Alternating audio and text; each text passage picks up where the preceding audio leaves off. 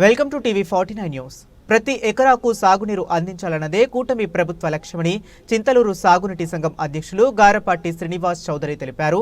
National human rights council state vice chairman గా కూడా సేవలందిస్తున్న శ్రీనివాస్ చౌదరి అలమూరు శివారు, పెనికేరు, కలవచెర్ల గ్రామాల మధ్య కోటు కాలువ పూడికతీత పనులను శనివారం శ్రీకారం చుట్టారు.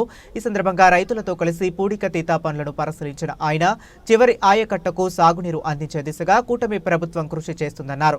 ఎన్నో ఏళ్లుగా పనులు చేపట్టకపోవడంతో వేసవి కాలంలో నీటి కొరత, వర్షాకాలంలో పొలాల వరదలకు రైతులు తీవ్ర ఇబ్బందులు ఎదుర్కొంటున్నారన్నారు. సుమారు 4 కిలోమీటర్ల మేర ఉన్న కోటు కాలువపై అక్రమ ఆక్రమణలు, చెత్తపు మాలిన్యాలు వల్ల నీటి ప్రవాహం నిలిచిపోయిందని తెలిపారు. సంబంధిత అధికారులు వెంటనే స్పందించి సమస్యలను పరిష్కరించాలని విజ్ఞప్తి చేశారు.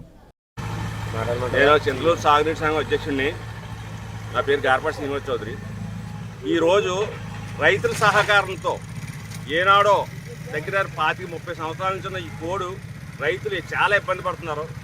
ఇంకేంటి వర్షం వస్తే కూడా చేలు మునిగిపోతున్నాయి.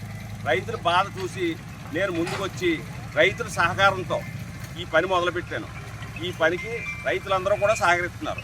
అంచేత గవర్నమెంట్ వారు కూడా గుర్తించి దీనికి ఏదైనా శాంక్షన్ చేసి అమౌంట్ ఇస్తే మిగిలిన పని కూడా మేము చేయిస్తామని నేను మీడియా ముఖంగా చెప్తున్నాను.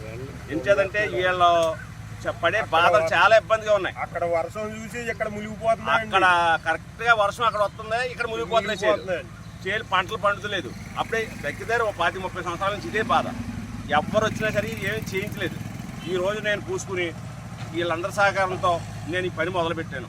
అందుచేత దీనికి మీరు కూడా మీ వంతు అధికారులు కూడా సహకరించాలని నేను మీడియా ముఖంగా కోరుతున్నాను.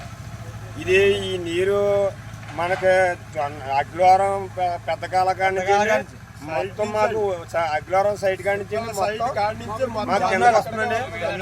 జొన్నాడ నుంచి మొత్తం వచ్చి మాకు మునిగిపోతుందండి. మామూలుగా మేము ఛానల్ నుంచి మా చిన్నప్పటి నుంచి కూడా ఉందండి కోడు. అది ఈ మధ్యలోగానే 10 సంవత్సరం మట్టి 5 సంవత్సరం మట్టి ఇచ్చి మాకు తుక్కేసి కప్పెట్టి చేసి ఆలమూరు ఏ ఎమ్మెల్యే గారిని అడిగినా కానండి ఇందులో ఎంగవలు అవుతలేదు. ఎందుకంటే అండి వాళ్ళని అడిగితే వాళ్ళు ఓట్లేరు, మేము అడిగితే మేము ఓట్లేమని ఎమ్మెల్యే గారు అయితే పట్టించుకోవట్లేదండి. జగ్గిరెడ్డి గారి విషయంలో కూడా అప్పుడు చెప్పామండి, ఆయన పట్టించుకోలేదు. అందుకని అండి రైతులు మాత్రం 300 ఎకరం ఉందండి. పక్కన 300 ఎకరం రైతులు కూడా ఏకమై గారపాటి సింగ్ గారిని మేము ఆయన నీటి సంకల్ప ఏంటి కాబట్టి ఆయన కోరుకున్నాం. ఏంటి బాబు మా పరిస్థితి ఇలా ఉందని చెప్పి కోరుకున్నాను. జొన్నడు రెట్లు మేము, ఆల్మూరోళ్ళు, పెనికేరు బీసీలు, కలసర్ బీసీలు అందరూ ఏకమైంది. మేము సీని గారిని ఇలాగ ఉందండి, ఈయనకి పదవి ఇచ్చిన తర్వాత ఈయన దగ్గరికి వెళ్ళి అడిగామండి, నేను చేసి పెడతాను, మీరు అందాక రైతులు నాకు సహకరించండి, ఎంతకంత తీసుకుని గవర్నమెంట్ ఫండ్ చాలా వస్తే మీకే ఉపయోగిస్తాను, అందాక నా వెనకాల ఉండి మీరు నాకు సహకరించండి అన్నారు. అందుకని సీని గారికి వచ్చి మేము సహకరించామండి. మాకు ఎండి ఆఫీస్ నుంచి చేయించారండి, మండల ఆఫీస్ నుంచి చేయించారా, సీని గారికి సహకరించమని మేము రైతులందరూ కూడా కోరుకుంటున్నాం అండి. ఈరోజు ఉమ్మడి ప్రభుత్వం కూడా రైతులకు సహకారమే చేయమని చెప్తుంది.